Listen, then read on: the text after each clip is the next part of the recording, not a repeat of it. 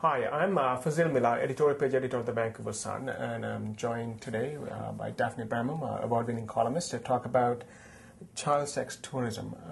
Part of the reason, Daphne, this topic has come up again is Kenneth Clausen was convicted and sentenced to 11 years for 10 counts, if I'm not mistaken, right, of abusing children. 14 counts. 14 counts. Right. It seems like when you hear the narration of the facts, which you detailed in your columns, that it seems like the sentence is rather low compared to what the Americans seem to deliver when someone is charged and convicted of abusing children. What's going on in this case? I mean, what's the state? Can you give us a sense of what's going on with the child sex trade, as it were? Well, there are a couple of things that are going on. First of all, we've had this offense, which is somewhat oddly named as sex tourism, which actually almost makes it sound like it's okay. At any rate, what we have, 13 years ago, they passed a law that makes it illegal to do things in other countries that are illegal in Canada. So those things are having sex with children under 14, and that whole vast array of child protection measures, right, including child pornography. You can't buy it. You can't. All of those things that you can't do in Canada. What the government said is you can't do them abroad either. The problem is that so many people are going abroad and doing this. The enforcement is incredibly difficult, and for the most part, these guys are only caught by luck. Clausen, for example, was caught by customs officials because he was importing child pornography. And the pornography he was importing it's gruesome. It's gruesome stuff. There are children as young as 8. There's bestiality. There's all sorts of terrible things on that. But as a result of finding that child pornography, what they found were videos in his home, in his storage locker, of him abusing children. So, I mean, these things are presumably going on in all parts of this developing world, where poverty is endemic. So you have got the sense that it's easy prey, as it were, right, for guys like him. It's incredibly easy. It's incredibly easy. But obviously, local authorities are not really doing anything there. Well, I mean, let's just use the example of Cambodia, which is where he abused 8 girls.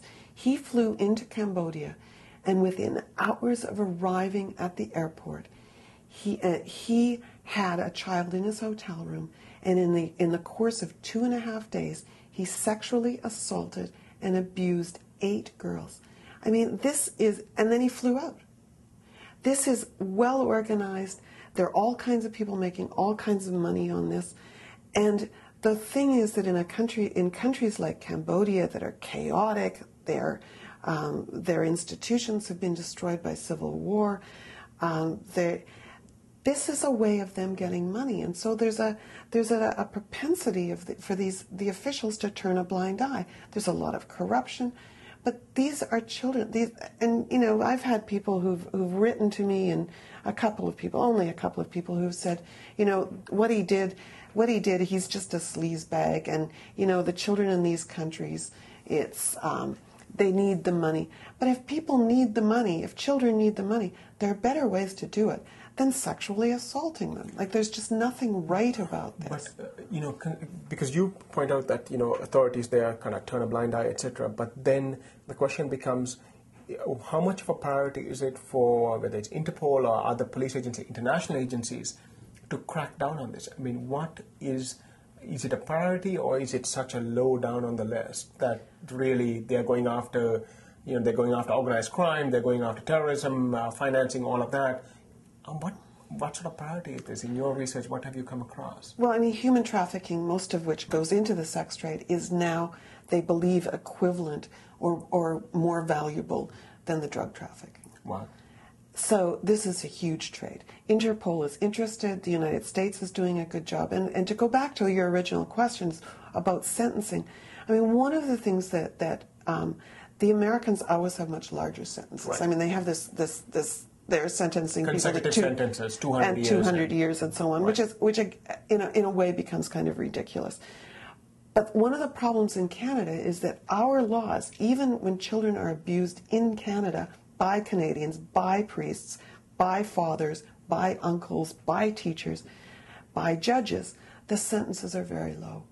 To get a 10-year sentence in Canada for abusing children is unusual.